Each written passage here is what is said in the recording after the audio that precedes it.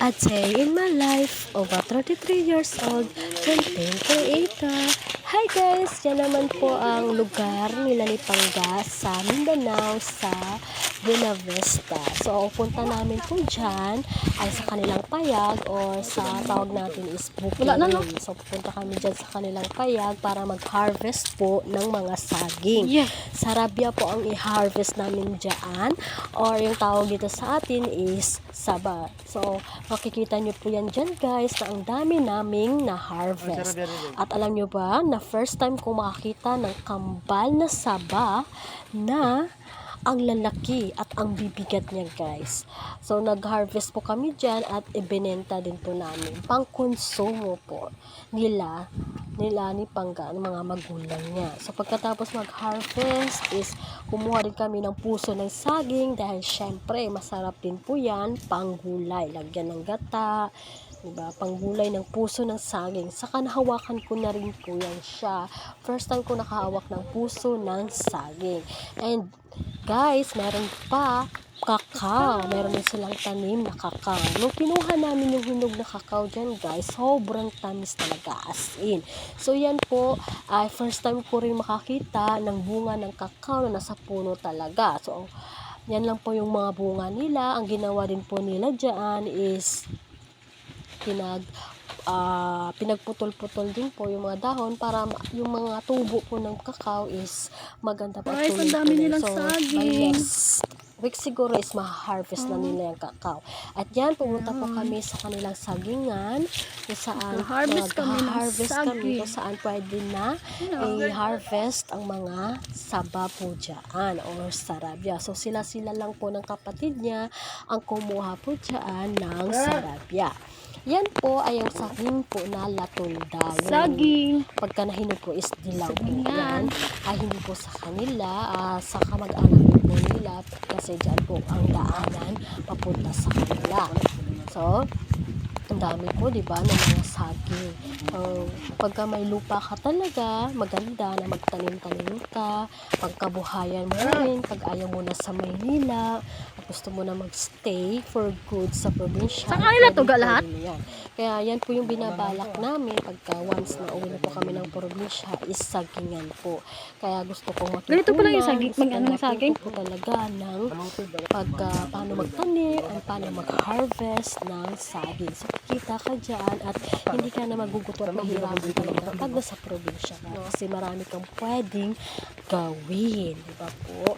So, sabi nila is mahirap sa probinsya. Hindi naman po. Pagka masipag ka lang and then may pagkakuhanan ka lang ng negosyo, ng puhunan. Ano naman po. At yan po, tignan nyo po. Ang hinarvest ng saba, ang dami po, diba? Sobrang bigat po yan. So, dinala po lahat yan sa bahay nila kahit ang layo-layo po is kineri po ng Pangga po, nadalhin po yan at ng kapatid niya po at naibenta po yan.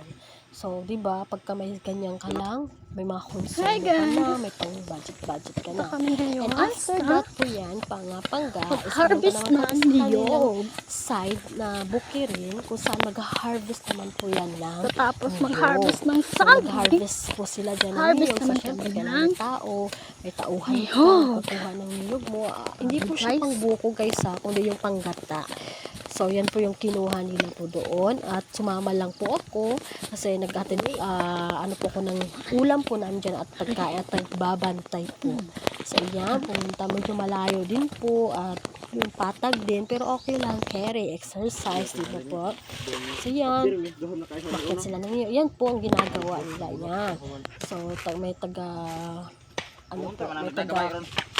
akyat ng niyog and then may anong tawag po dyan, may para mabuksan, parang ganyan po. Yung sila ni Pangga is kumukuha lang pag nahulog na ang mga niyog, yun na po.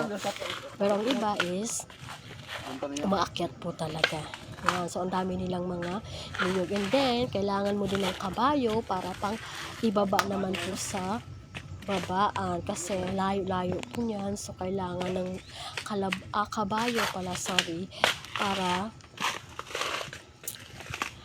maghahakot po ng mga niyog. So, may mga bayad na rin po yan sila. Yan po mga kinuha nila.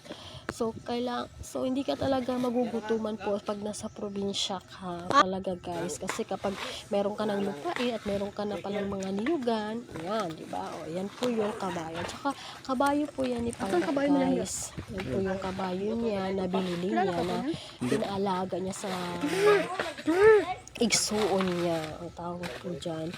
Kasi siya nagtatrabaho dito. So, kailangan may mag-aalaga din po sa kabayo, binili niya. Ayan. Tignan niyo po, nagwawala pa yung kabayo dyan kasi bored siya dyan. My God, guys. Kasi gusto niya may ginagawa na, wala pa. So, gumaganyan daw yung kabayo kapag nagbo-board daw sila. Padyak ng padyak. Diba? Makikita niyo dyan talaga, guys, kung gaano kalikot. At kasi ano yung kabayo, dahil gusto niya may ginagawa na siguro, gusto niya paalis-alis na, maghahakot na, wala pa, nag-uumpisa pa lang ata dyan na mag-harvest ng niyog, ganyan. O, yan yun, may mga bata din po. Yung mga bata na po yan, sila po ang sa kabayo, yan, nag-aano din sila ng ganyan. So, sisipag nila at ang dami-dami. Hindi lang alam talaga po, no? Tsaka pagkasan yan, yung si Pangga, yan, siya lang nagkumukuha ng niyog po dyan. Kasama yung kapatid niya, sila yung kumukuha at inaakot sa taas, tapos yung ibang kasama nila ang bumubuab, anong tawag yun, binubuksan nila. So, sorry guys, wala akong mga idea sa mga ganyan, pero yan, pinapakita ko lang sa inyo yung buhay sa probinsya na hindi ka talaga mahirapan, magugutuman once na meron ka mga ganyan na every week or buwan is meron kang mapagkukuhanan na pang araw-araw na gastusin nyo rin doon. Nakakapagod siya pero di ba exercise na rin at masasanay maano yung katawan mo talaga dyan, di ba? Kaya masarap at masaya sa probinsya. O guys, tignan nyo, nag-imot na rin ako dyan. O, di ba? O, pap. O, nagtamang-tamang picture, tamang-tamang model, kasi inaantay ko yan sila dyan. Dyan lang ako, nagbabantay ng ulam para hindi galawin ng mga minsan daw kasi may asong gala po dyan. Yan, tamang model lang tayo dyan guys. O, pakyat, o, di ba? O, yan. Makikita nyo rin yan kung paano umakyat, si kuya, yung bilis niya umakyat ng niyog, parang sanay na talaga siyang umakyat ng niyog. Dahil yun po talaga yung ginagawa nila. Syempre, kailangan, pag umakyat ka na ispayat ka, na hindi natatama yung tiyan mo sa pag-aakyatan mo, kaya maganda yung payat talaga. Kaya yan, sanay na po talaga sila dyan at yan na po yung trabaho nila. O, tamang ingat pa rin ulit ako. Diba? Bored ako dyan kasi dyan lang ako, pero yan, buti may cellphone, nakakapag-video. Ayan. O, diba? Emotera lang. O, pak, may ganyan-ganyan pa siya. O, diba? So much enjoy talaga ako sa pagbabakasyon sa kanila. At saka lagi ako na-excite kapag nauwi ako sa kanila, guys. Sobra. Kasi masaya. At yun, marami kang matutunan talaga. Nag-iimot ang lola niyo dyan. Diba? Enjoy lang pagbabakasyon. I-enjoy lang ang life natin. Saan tayo masaya? Doon tayo, diba?